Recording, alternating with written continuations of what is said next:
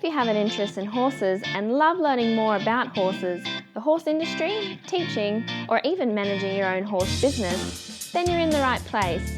We would love you to join us on our mission, which is to improve the lives of horses around the world through the education of riders, handlers, and trainers. So get comfortable, listen in, and enjoy. On Horse Chats today, our guest is Warwick Schiller.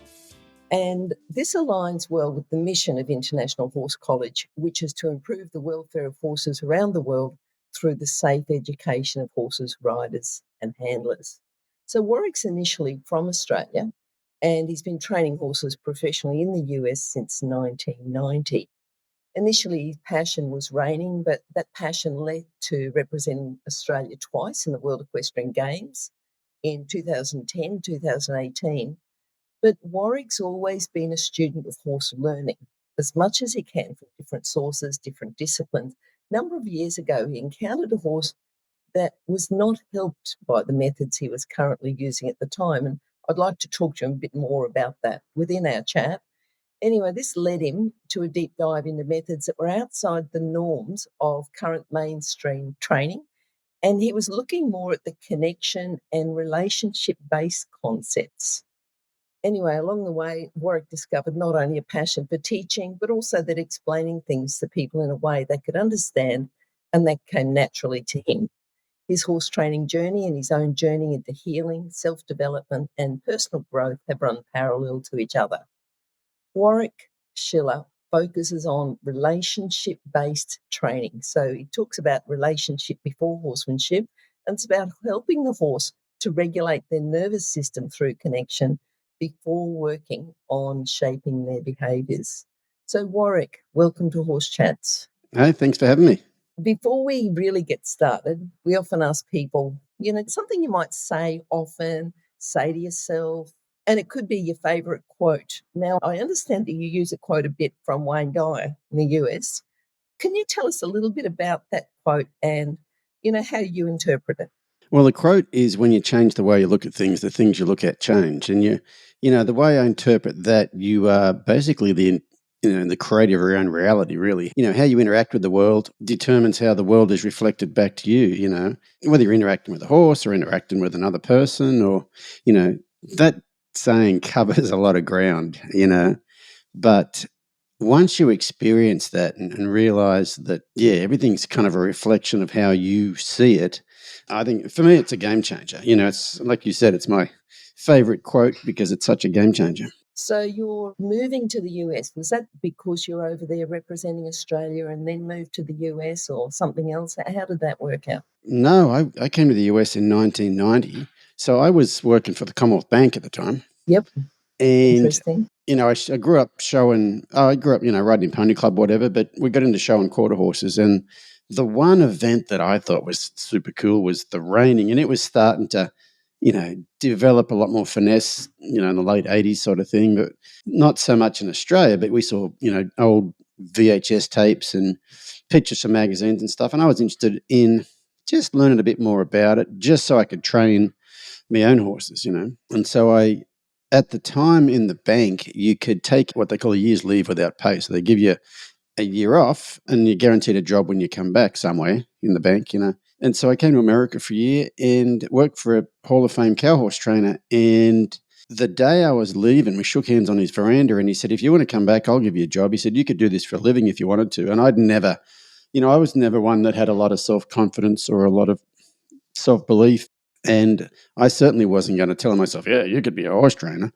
But when he told me that, when he said, you could do this for a living if you wanted to, I thought, wow. And then my wife of 30 years now, Robin, I'd met her in that year and I'd chased her all year and she ran like a scalded cat. And anyway, when I moved back to Australia, she missed me chasing her, I guess. And so there was the job offer and there was also Robin was a bit more interested. Now I wasn't so handy. Yep, that's interesting. So you went back to the US and pretty much stayed there since then? Yeah, we moved back to Australia in end of 2006. We were there for 4 years till the end of 2010. And the first World Equestrian Games that I was in was during that time. And then, but we moved back 3 or 4 months after that World Equestrian Games. All right. So earlier I talked about a horse that your normal training methods didn't work with. Can you tell us a bit about that? Yeah, so he was a reining horse that my wife bought probably in 2015 or 16, something like that. She had a kind of a limited budget, and there was a couple of different horses she was looking at. One was a, kind of a big old steady Eddie gelding, but one was this little athletic, like Olympic gymnast type of gelding. Could do some amazing stuff, but they really couldn't get him what they call get him shown, meaning the talent he can give you at home, you can't get out of him in the show pen because he had some quirks. He spooked at the judges' chairs and things like that. And I'm like, at that point in time, my YouTube channel had, 20-something million views, and I'm traveling around the world doing clinics, and every horse leaves better than it came in, so I must know what I'm talking about. And I thought, yeah, I can fix by him. I'll fix that stuff. And I did. Those things weren't that hard, but this horse held in a level of tension that if you didn't even know it was there, you kind of wouldn't know it was there. But with him, what he'd do, like in the reining, running fast circles, when he got really fast, he'd get tight and he might bounce his hind feet together every once in a while. Well, that's a 1-point penalty every time he does that. And I don't know if you know much about the reining, but you start out with a score of 70 and it goes up or down from there. He might have 4 penalty points in the whole reining class, so he could have been a 74, which will win a lot of reinings. And, be kind of like a really good jumping horse, but he just knocks a rail all the time, like clears the jumps, but just drags a foot or something, And it's like, if we just stop him from doing that, he'd be amazing. And I couldn't train the behavior out of him. And so I kind of stepped away from trying to make him any different. And, I wasn't going to keep harping on him, but he kind of made me think, what I'm doing is not working with him. And I kind of stepped away from him, but he really made me think, what else is there? And kind of got me looking outside the box. And I'd always been kind of an outside the box kind of guy anyway, but all the stuff that I'd been looking at was training stuff. It was better ways to train, better ways to get inside the horse's mind to get him to do the thing you want him to do. But it all had to do with trying to get an outcome out of him, you know what I mean? And what Schiller got me to do was start looking at other things, and I really got, I started reading articles by people that I would never have paid much attention to before, things like that. What type of people? So you say you're reading articles from people you never would have listened to. To be dreadfully honest, they're what I used to refer to as crazy cat ladies. Okay, yeah. The lovey-dovey people with their horses. And I don't, and that doesn't mean I was hard on horses, like I was on the really empathetic end of the training thing, but this stuff was not training. This was relationship stuff. And, long story short, what I come to realize now is that, once you understand like polyvagal theory and nervous system states, this horse was in a low-level state of shutdown all the time. And that's what was causing the problem. And, another long story short, he kind of led me down a bit of a rabbit hole to realize I'd spent most of my life being shut down too. So he, not directly him, but he really got me thinking about things differently, which led me to thinking about me differently, which led me down a whole big old human rabbit hole as well as a horse rabbit hole. Do you want to go a bit more in depth there? Yeah, which part? I think just about because you very much talk about the relationships, relationship with the horse, saying things like don't go to bed angry. Yeah, just tell us a little bit about how it changed the way that you look at yourself. And obviously you look at yourself a bit different, but then you also look at the people that you're teaching a little bit different so that they can then develop a better relationship with their horse. Yeah, well, I'll tell you what, I'll go back to the horses first. So I was lucky because I was doing a lot of clinics. And so I had an idea like, okay, I want to start trying things differently. And so, I'd go to a clinic and people would show up and I'd say, I'm not the guy you've seen on YouTube. Okay, I'm looking at things differently. I said, and I don't know what we're going to do here, but we're going to figure it out together. But I was very, very lucky. I had a horse come to a clinic in Texas, and he was a Mustang. He's a 9-year-old Mustang, been out of the wild for 6 years. And he has a random bolting issue. And, if someone said, my horse got a bolting issue, I wouldn't be trying to solve the bolt. I'd be trying to solve the reason it's there. And the trainer of this horse was actually at the clinic. She didn't have the horse. The owner had the horse in the clinic, but the trainer was there, and she's pretty handy and knowledgeable horsewoman. And I said to her, so what's the common denominator? Like, what causes the bolt? She says, there's no common denominator. She said, sometimes it'll be something that didn't bother him last week will bother him this week, and you just never know. And I said, well, I probably can't help that really, because unless I can figure out what's causing it, I can't help with the problem. And it was a 3-day clinic, and I used to do half the people. I have 12 people in clinics. I used to have half the people in the morning and half the people in the afternoon. I mean, for many years, I had all 12 people all day. Then I started having half the people for half the day. And so this horse was in the morning group. The first day of the clinic, I don't even remember the horse. They did some groundwork. I don't know. Second day of the clinic, the lady, so the horse's name's Dakota and the lady's name's Hannah. And Hannah says, "Hey, I've got a problem." And I said, "What's that?" And she said, "Well, I want to walk down his side and ask him to just step over behind, like yield his hips over behind.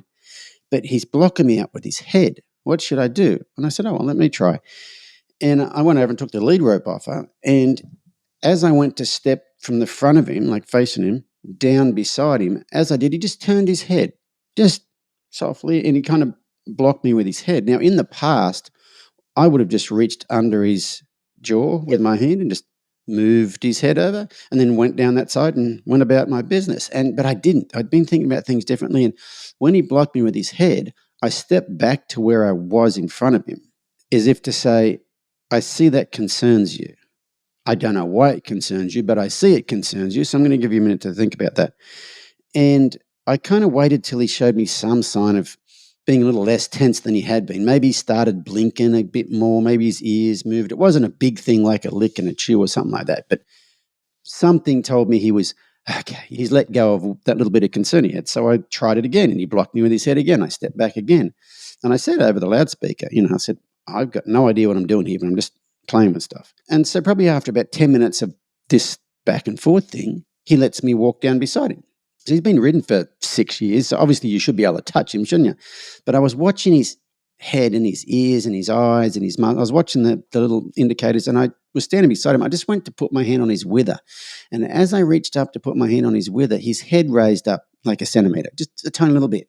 And I went, "Oh, Yep. You don't like that." So I took my hand away, waited for him to be more relaxed, did it again, did that for 5 or 10 minutes. And then pretty soon I can touch him and he doesn't stiffen up a little bit. So then I ask him to step over behind, and he does it perfectly. And I said to the owner, "I think what's going on here is he's been ridden for 6 years and you're still doing this very basic thing that you would have taught him when you first started handling him. And I think he's just sick of it. And I'm going to prove it to you. What I'm going to do, I'm going to walk back to the front of him. And if he lets me come down the side, I'm going to ask him to disengage again. And then I'm going to go back to the front. And if he lets me, I'm going to get inside and I'm going to do it. And after about 3 or 4 times, he's going to start blocking me out again because he's sick of it." And so I went back to the front, walked down. He lets me walk down the side, ask him to step over behind, which he does perfectly. So I go back to the front and I do that like 10 or 12 times. And he just keeps letting me do it. And I'm like, okay, well, that theory's blown out of the water. I thought he was sick. So that's not why he was blocking you out. Why he was blocking you out, I got no idea, but he's not doing it now. So I hand the lead rope back to her. And she said, "What do you want me to do?" And I said, "Oh, just hang out with him, So I started helping somebody else, and about 10 minutes later, I hear this collective gasp from the crowd, like, and this horse has buckled at the knees, dropped down to his belly, and his head's perpendicular to the ground, and he's snoring little dust clouds in the dirt. Then he has a roll, gets up, has a big shake, and then boom, down he goes like he's been shot. And I said to Hannah, "Is that normal?" Because, as you know, if it's normal, it's not a big deal. And she said, "I've seen him lay down once in 6 years." And I'm like, okay, that's not normal. Anyway, he lay flat on his side and he slept till lunchtime. He probably slept from 10 o'clock till lunchtime. We had to actually wake him up to get him out of the arena to get the second group in. So the third morning of the clinic, she brings him in just with a halter and lead rope. And she said, "What do you want me to do with him?" And I said, "Just hang out with him. Let's just see what happens." About 20 minutes later, boom, down he goes again, lays completely flat on his side and sleeps for 4 hours. Slept the whole morning session. The microphone's gone. There's horses riding around him. He just unconscious. Now, this horse, she said him lay down once in 6 years, and he slept for 4 hours in a clinic setting. And so I knew something had changed in that horse. I knew something happened. I didn't know what happened, and I didn't know why it happened, and I almost didn't know what I did to cause it to happen. But anyway, I came home, and I got on the internet and started looking up horses and sleep, and, we all know horses can sleep standing up or laying down, but what I didn't know at the time was that horses need to lay flat, need to lay prone to get deep sleep, deep REM sleep, that restorative sleep. And we don't know about horses, but with humans, if you don't get enough REM sleep, you're either irritable or anxious. What might cause a horse to randomly bolt for no apparent reason? underlying anxiety. Anyway, that was 6 years ago, and he just passed away a couple of months ago. But from that clinic until he passed away, he'd never bolted again. Wow. And then I got really investigating, like, okay, so why did that happen? And then I got to realize, well, in order for a horse to lay flat, he's got to feel safe. Yes. And I gave him a feeling of safety because I communicated my awareness of little things, and that was my first really experiment with relationship. And after that, I wonder how much I can accomplish with a horse by just communicating my awareness of things. I have a podcast we'll probably talk about later, but I had a lady on the podcast and she talked about giving versus trading.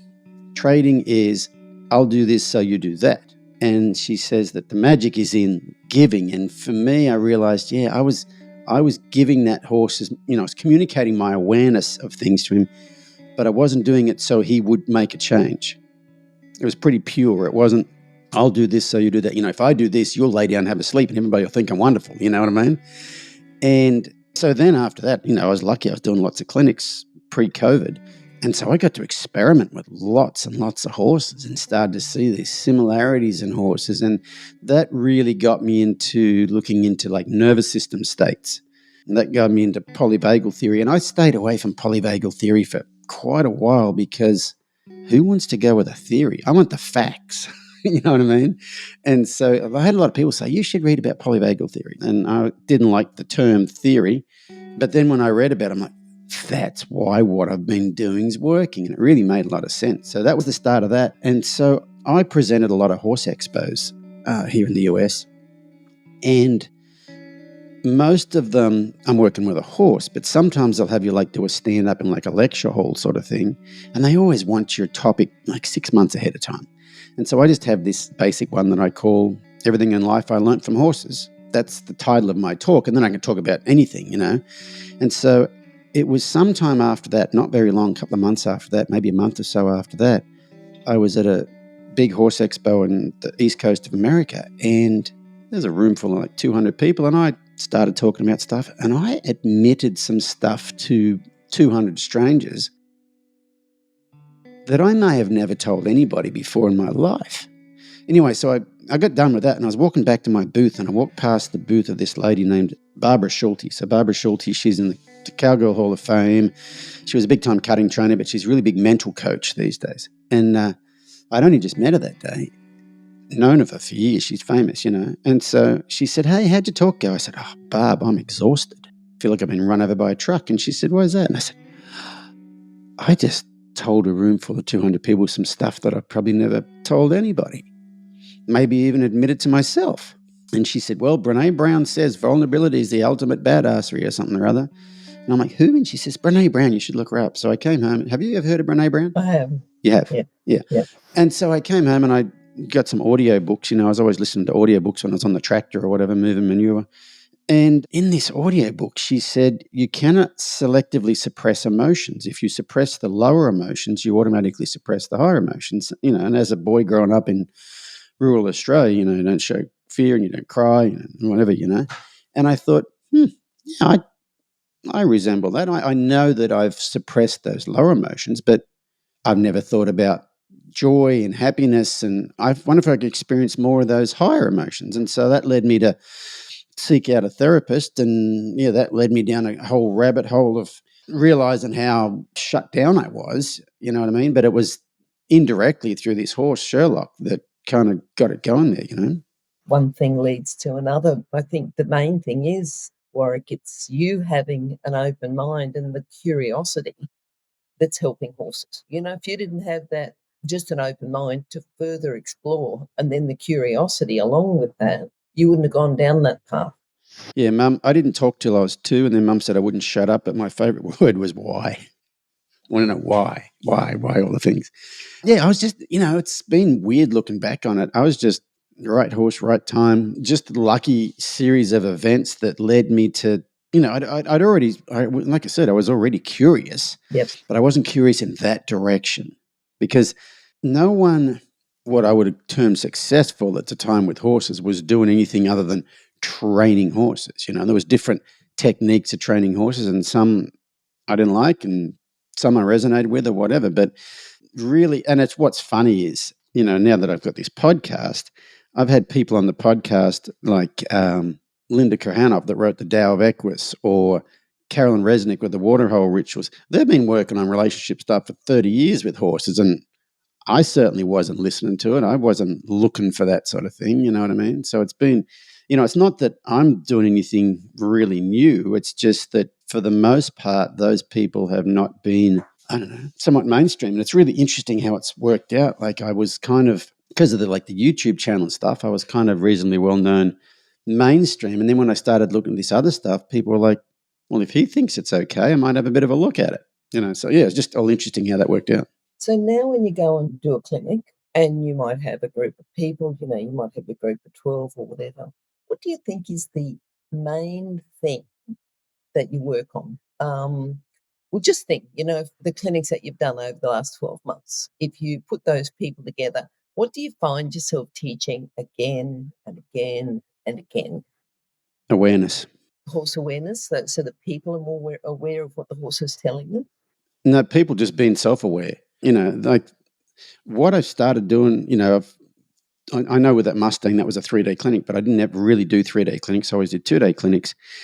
And what I've started doing for a while now is 3-day clinics, and the first day is without horses, because it's almost like you cannot have someone holding onto a horse and talk to them and have them be aware of their horse and respond appropriately and take in what you're saying at the same time. Is that the difference between what you need and what you want?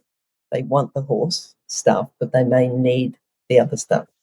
Yeah, it's a bit like that, but it's a bit like learning to drive a car. When you learn to drive a car, like the left mirror and the right mirror and the where's the blinker? And after a while, you can drive a car and have a conversation, whatever. And a lot of times, the people that I'm helping, they can't take in what I'm saying and be standing next to a rather large farm animal at the same time and be aware of mostly their energy and their posture. These days, I'm really big on energy and posture. I think a horse's first language with other horses is energy and posture.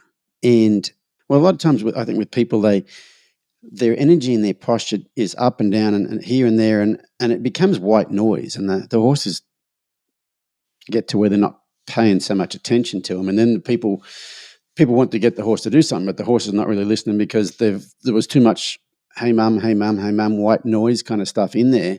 And so, yeah, I'm really trying to, probably the big thing is just getting people to be able to be present. These days we've got these damn phones and we're busy all the time and running ahead and we're thinking about this and we're thinking about that and we're thinking about something else.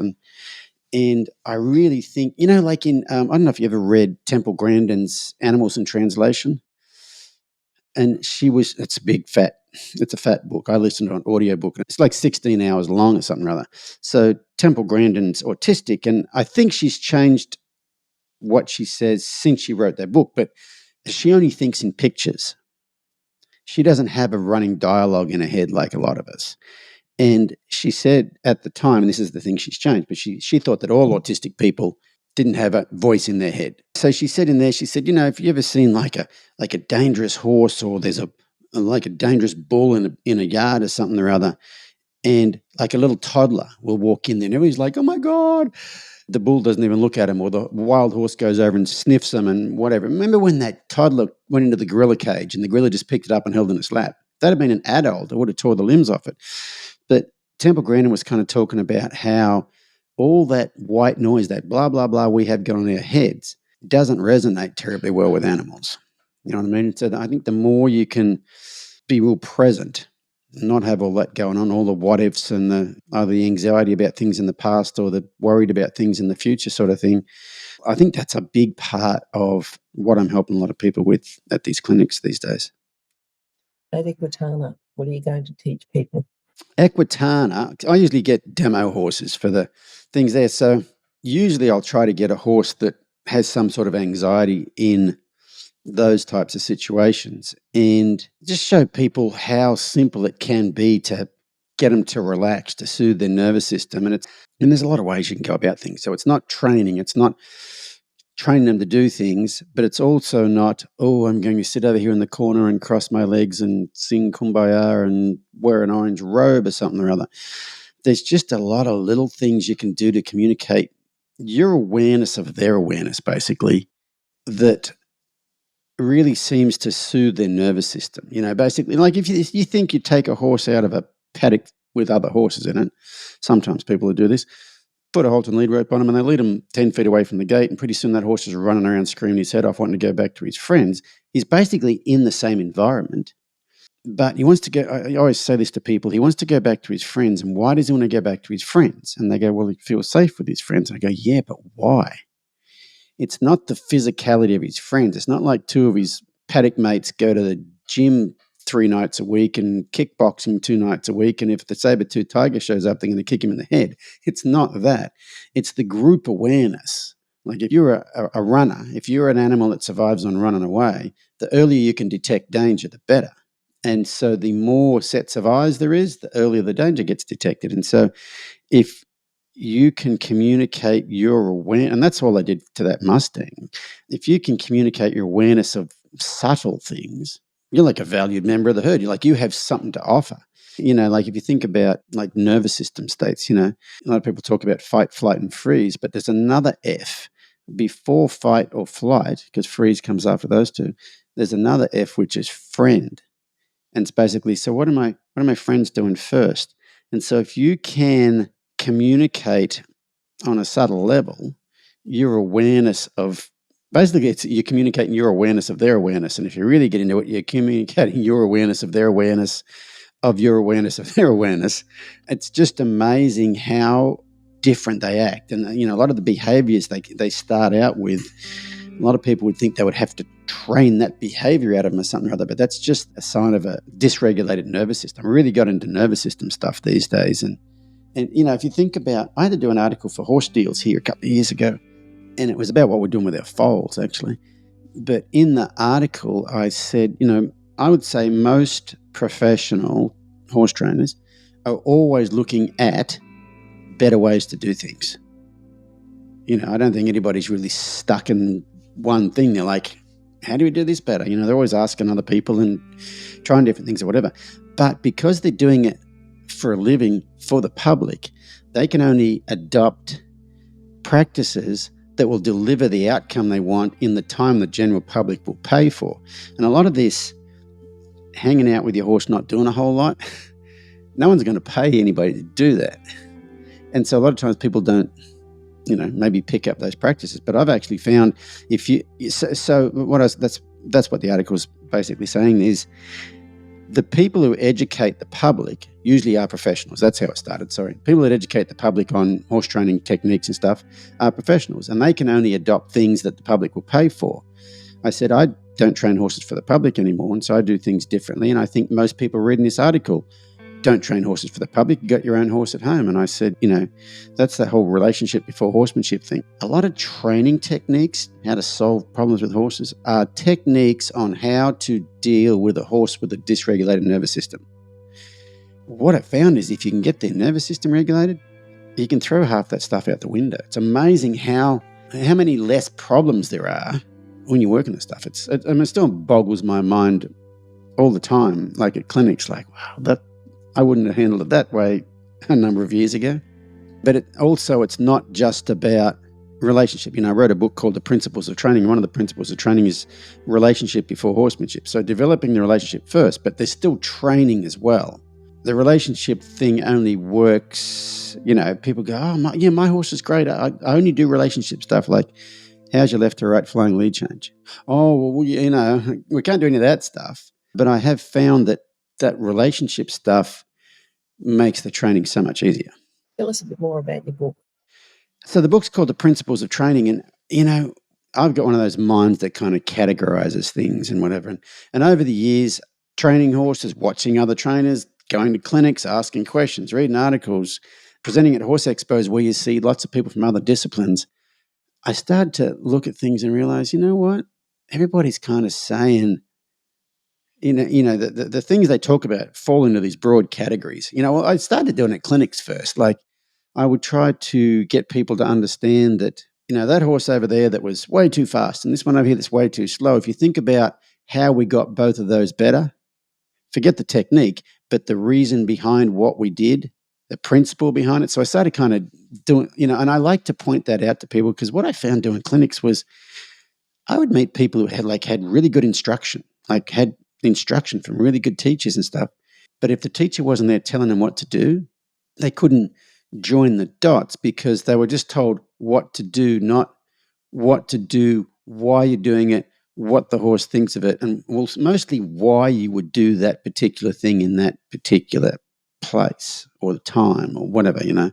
And so, over the years, I just started kind of giving these principles names at clinics, and then it was an American TV company or whatever, contacted me about doing a TV show thing. It was called Farm and Ranch TV, I think it was the channel. And it was on the pay TV over here, And so I thought, I'm going to do it on the principles of training. So I did a season of that. And then Horse and Country TV in the UK asked me, could they use it? And so then they had the first season. So I did a second season. I actually did a third season. And then I thought, I had to turn this into a book. And the book took me 4 years to write, mostly because it was like peak hour traffic where 4 lanes goes into one. I do a clinic, I talk for 10 or 11 hours a day. This stuff just comes out of me.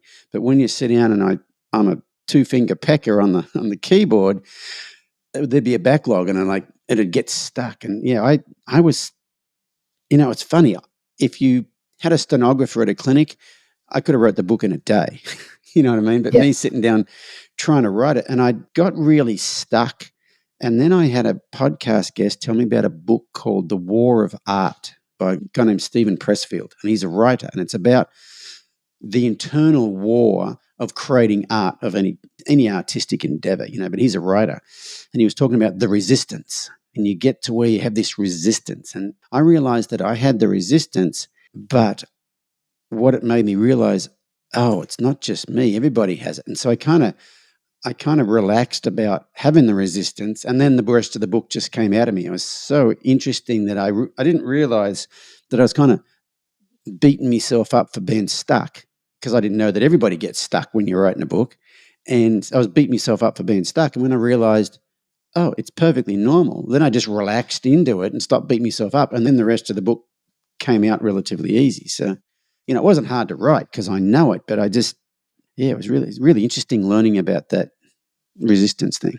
I think you did really well with it on Amazon. Was it top-rated equine book of the year?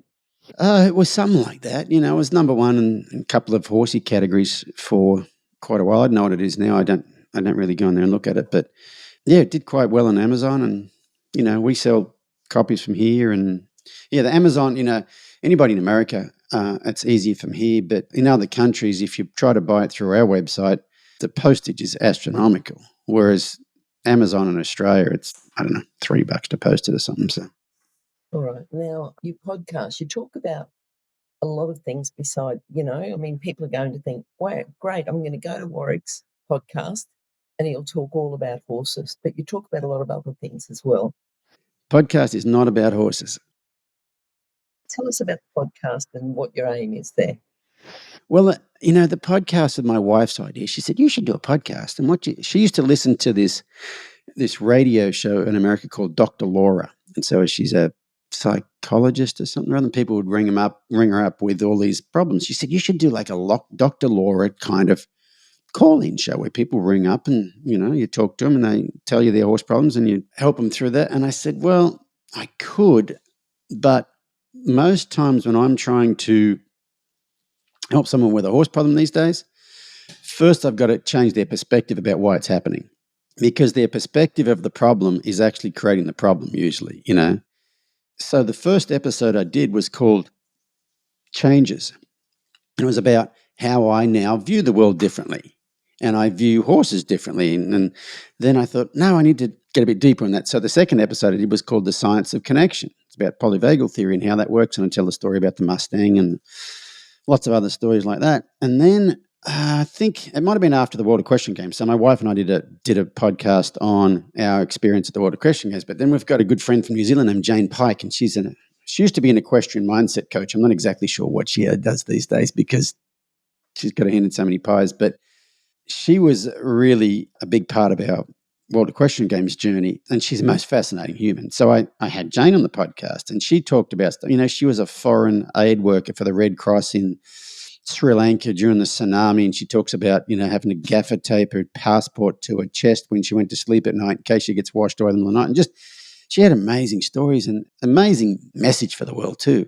And after I had that chat with Jane, I'm like, I know enough people with really cool stories like that. That's what I want to do. I want to have people.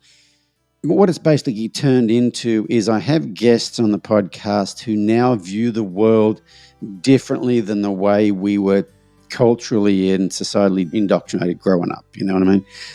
And I basically unraveled. So how did you go from going to Catholic school to whatever it is you're doing now? What were the ups and downs along the way? And what was because what I'm really excited about doing these days, and I do it with the horses too, is if you can bust someone's truth, like they've got a long-held belief they've had all their life, and you can get them to see it differently, and to where it's like, oh, that's completely differently than I've thought about that all my life, and that makes a lot more sense.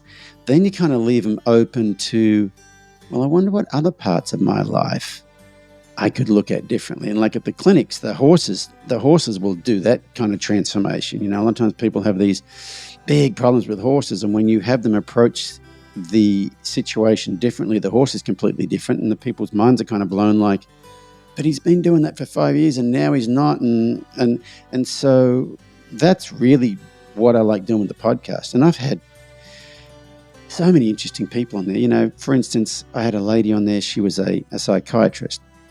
Grew up in South Carolina, went to uni, got all the degrees, did all the postdoc stuff.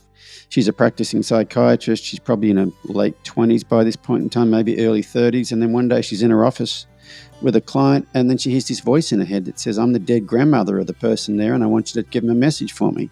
And so now she's a shaman who sits with a lineage of shamans in Mongolia. And like people like that went from here to here, and like, how the hell did that happen? Sometimes people have had like near-death experiences and experience other things that makes them question the nature of reality. And yeah, sometimes they're horse people, sometimes they're not. Initially, most of the people I had on there were horse related, but we didn't really talk so much about horses. It was about, it's called the Journey on Podcast, and it's about their journey to where you started from and how you view the world these days. And the feedback we get from most people about the podcast, if you want to quantify it into a couple of things, they either get validation or inspiration. So they get validated, like, I thought I was the only one who felt that way.